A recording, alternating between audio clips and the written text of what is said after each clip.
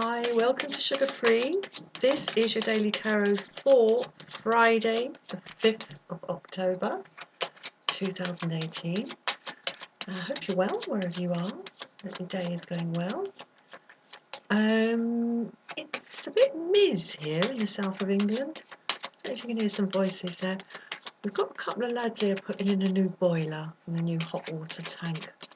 So there's a bit of activity around the house. But anyway, I've shut myself away in one room to record this reading. Thank you so much for all the engagement coming on the channel. It's absolutely lovely. That is what it's all about after all, is it not? That's what these wonderful technologies are for. I'm old enough, well old enough, to remember when none of this existed. None of it. None of it. Not even being able to find out who called you on your landline. The landline wasn't called a landline, it was just called the phone. Unbelievable, unbelievable changes. And I actually feel quite privileged to be part of that generation that actually crossed over from the internet not existing and not even being conceived of by most of us to a world where it's just everywhere. It's just an extraordinary privilege to have lived through that change. Anyway, right, the reading. 3-card major arcana reading. Then one from the swords, one from the wands, one from the pentacles, one from the cups. Then one from the wild Kuan Yin oracle. And then I will be pulling, well, choosing one of my aunt's divination cards.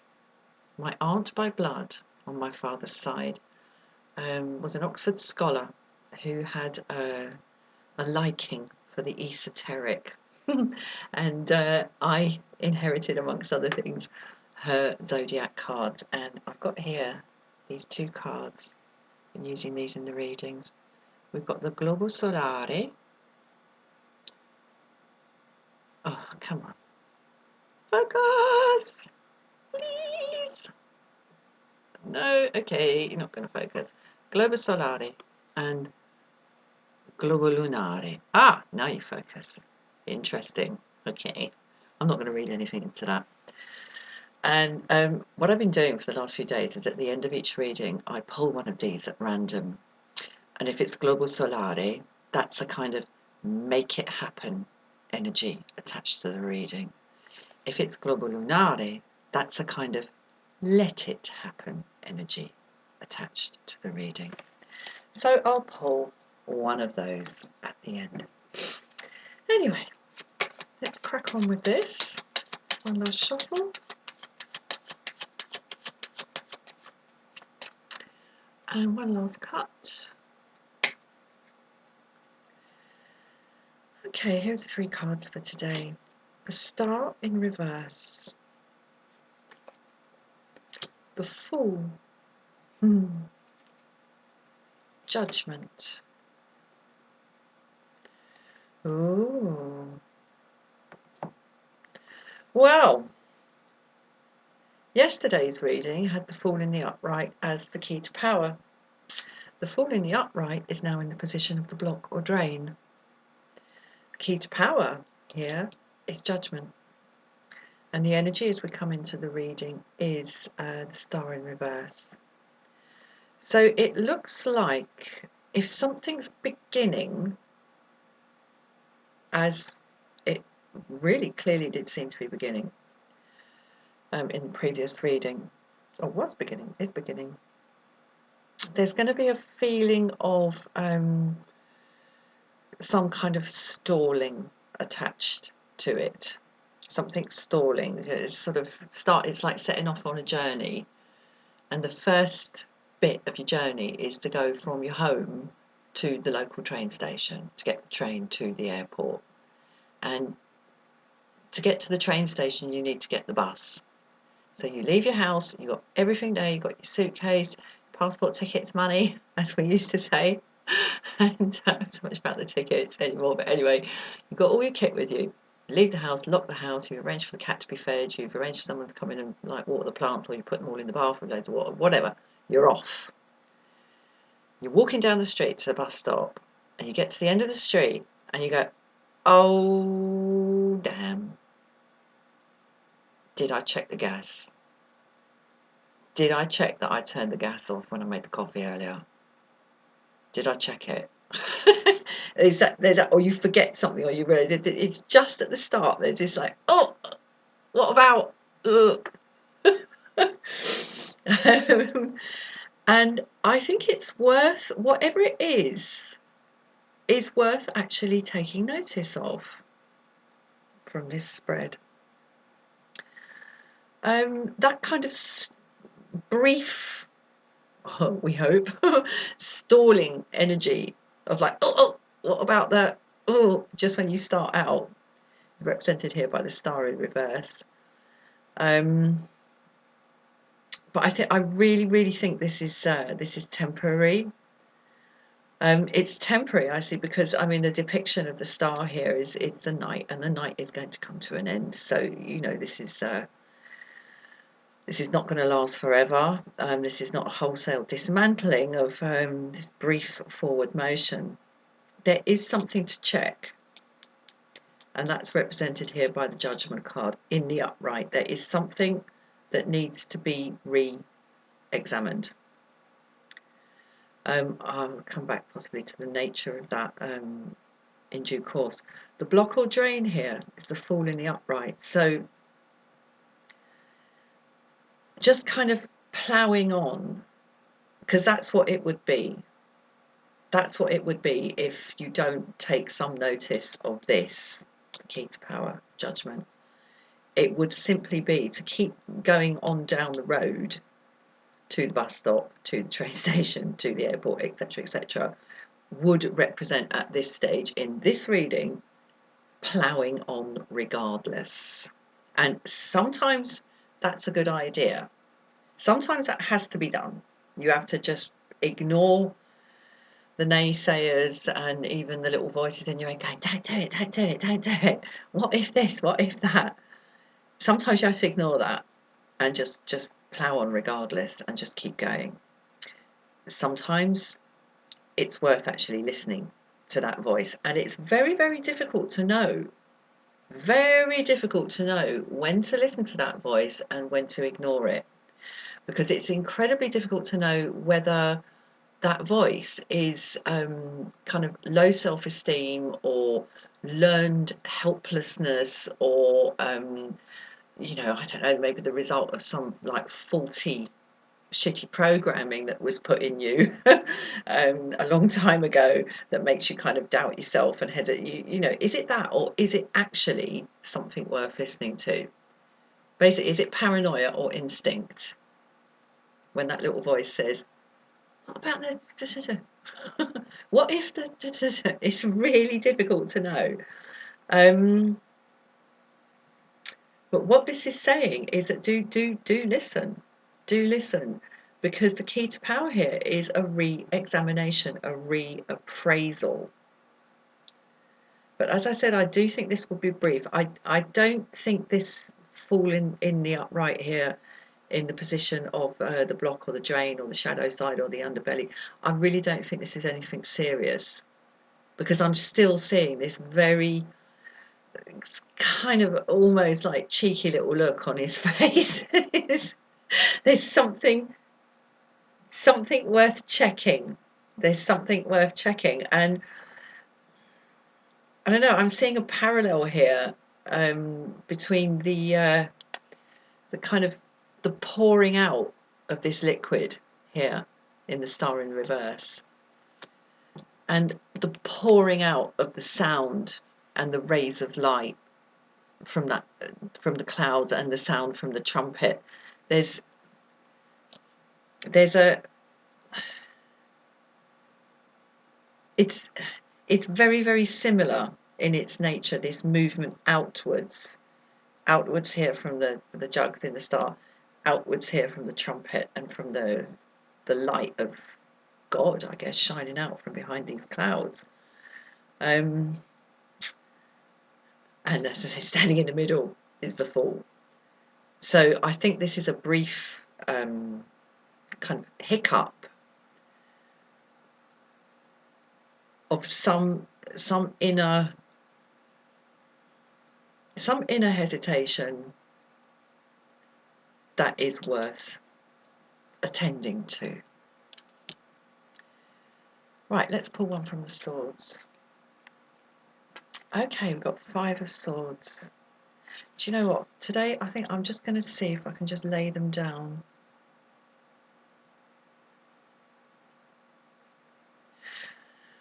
Actually, I'm wondering whether it's going to be harder to let go of this matter we were talking about yesterday, or I was talking about yesterday, about the regard of others. Because this is definitely a group situation here in the 5 of Swords. And this is an old battle. And I'm wondering if some echoes of that are going to, echoes, are going to start bouncing off the mountains again, to be heard again. Let's keep going. Oh, righty-ho, 5 of Wands. Yeah, it's kind of looking that way. It's kind of looking that way. And do you know what? Suddenly I get a sense about this Fool here in the block or drain position. There's a kind of longing for the spirit of the Fool in this reading. And I certainly won't dismantle what I said in the previous reading about no validation required. But I think it looks like some entities around might be clamouring for their right to validate or invalidate. Put it that way. Because when we let go of buying into the validation of others, it can sometimes put their nose really, really out of joint. They go, oh yeah, but if you do that, you just go, yeah, I know. And they go, yeah, but don't you think you should? You just go, yeah, maybe, don't know.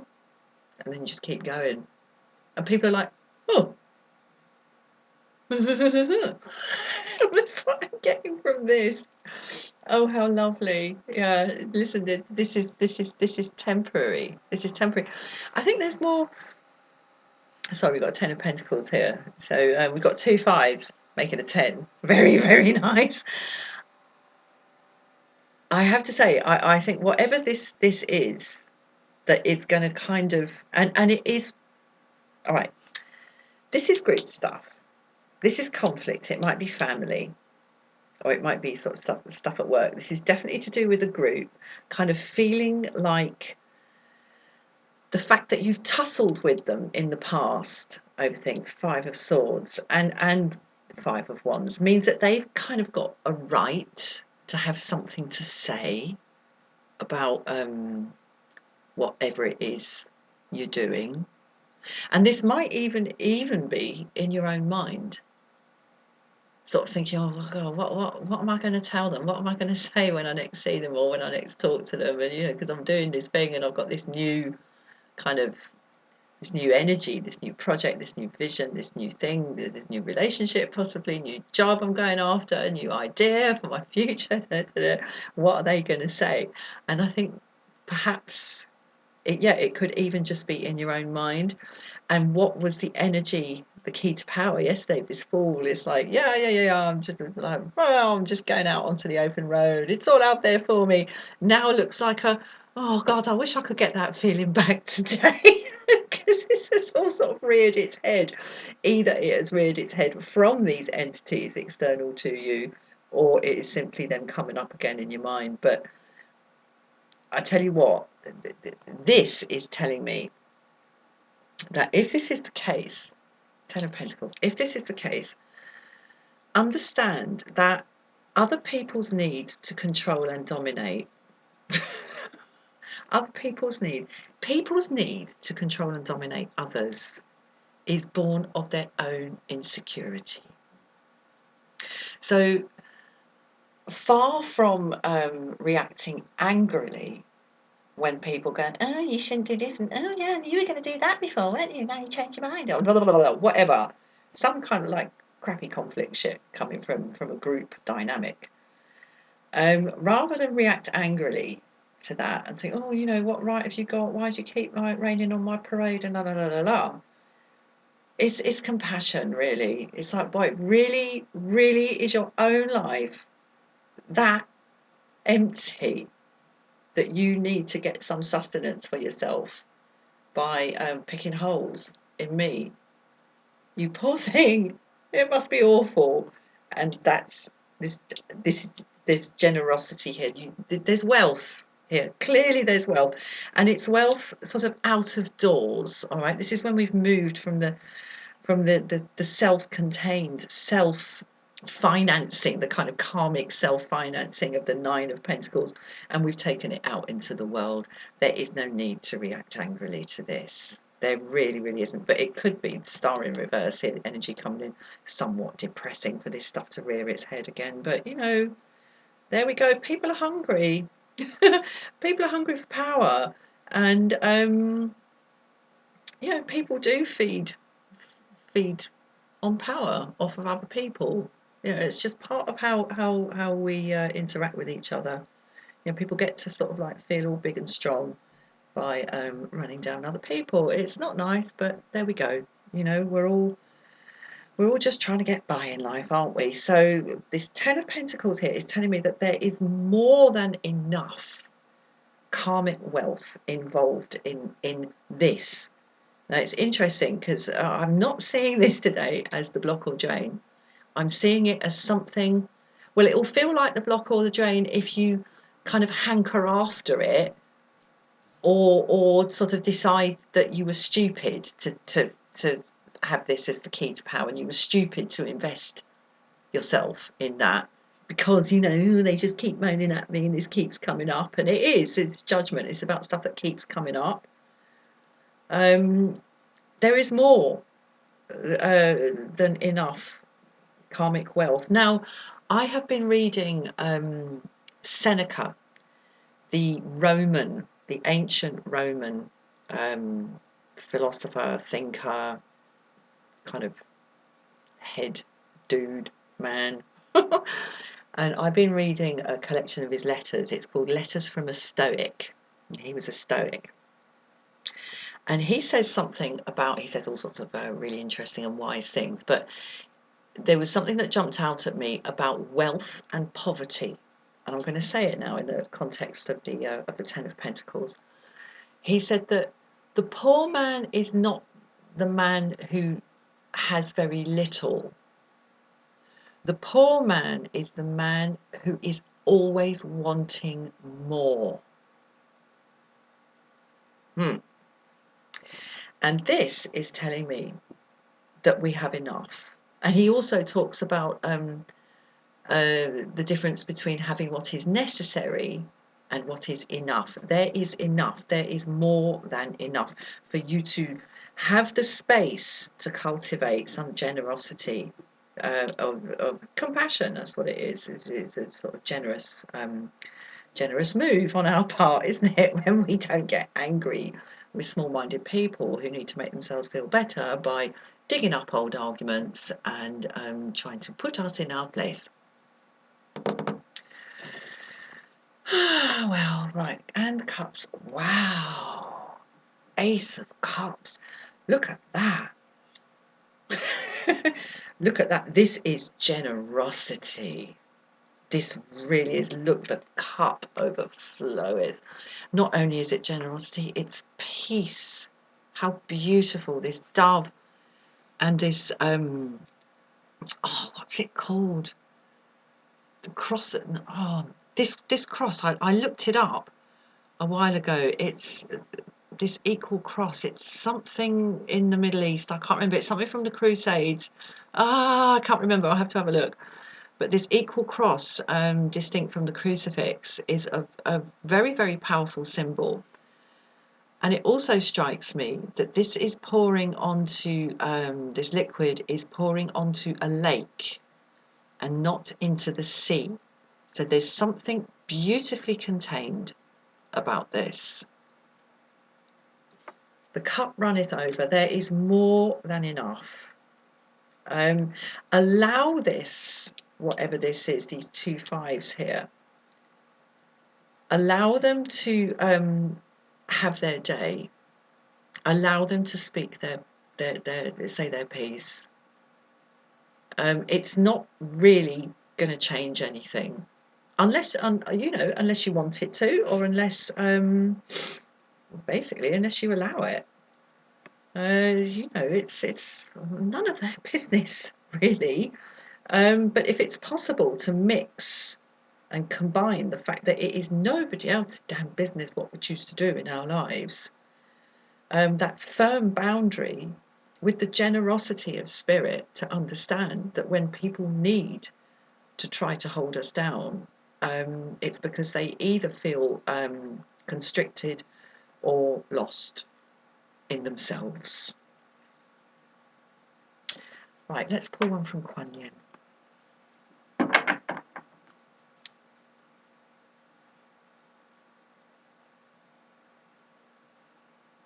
Oh, there it is. Okay. Right. Oh, how lovely.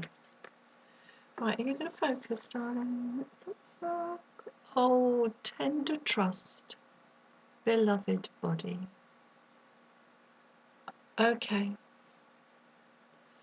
Now here we have the massive magical yak acting as a windbreak and a sunshade for the magical shepherdess girl Kuan Yin. This is a signal to trust your body, and to, I would say, even more than trust your body. Beloved body, we have tender trust, beloved body. There are many, many ways that we can actually work with the body ourselves, work with our own body to increase our well-being. And the primary way we can do that is through the breath. The breath is fascinating in that it's an autonomic thing that kicks in when we're born and conks out when we die, and we just don't stop. And we breathe whether we pay attention to it or not. And there are other autonomic things like heartbeat and digestion and all that kind of stuff. But, breath is different. Breath is different because we can control it. We can change the rate of it at will if we attend to it. We can speed it up, we can slow it down, we can make it deeper, we can make it shallower. There are all sorts of things we can do. And in yoga, the art and the science, I've got to say, the science of breath control is called pranayama. Prana meaning breath and yama meaning held.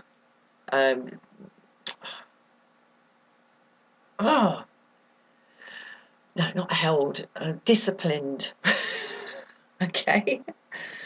And one way that we can move, it takes some application, it takes some practice, but one way it absolutely works every time if you attend to it.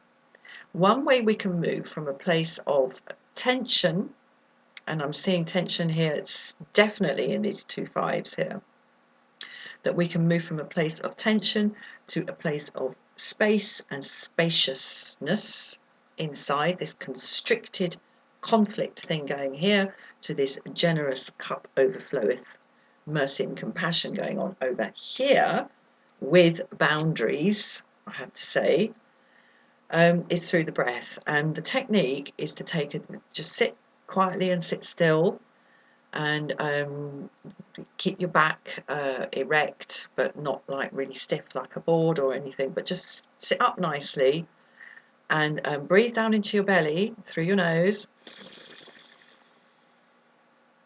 and then breathe out really slowly through your nose.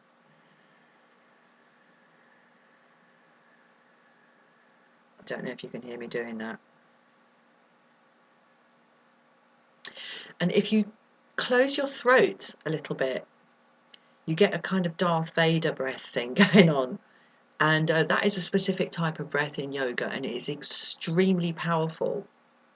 If you do that a few times, if you're in a place of tension and you could just take yourself off somewhere quiet, if you're in a sort of tense thing going on, take yourself off and do a few of those.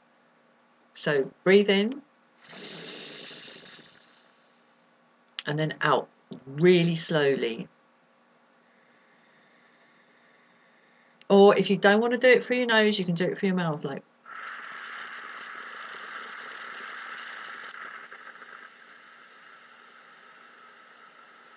Etc. Like a balloon deflating through a very, very small hole. If you do that a few times, you will engage the vagus nerve, which is the nerve that connects the gut, the heart, and the brain. You will lower your heart rate and you will lower your levels of cortisol and adrenaline, and calm can be restored.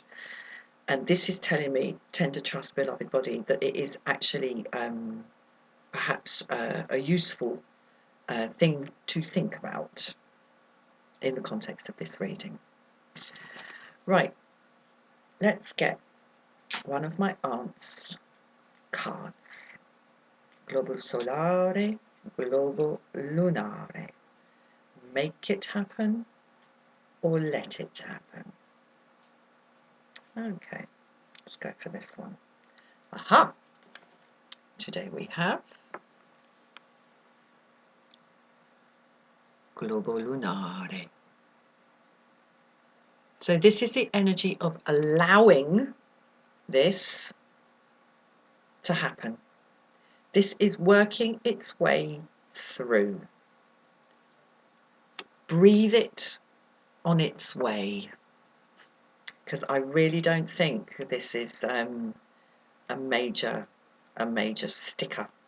But as I said in the previous reading, validation is not required, but you know, people will ask for their right. People will claim their right to comment. Right, I'm going to leave it there. Thank you so much for watching. Please like, please share, please subscribe. And if you would like a private reading, the information necessary is in the description box below. Cheers, bye-bye.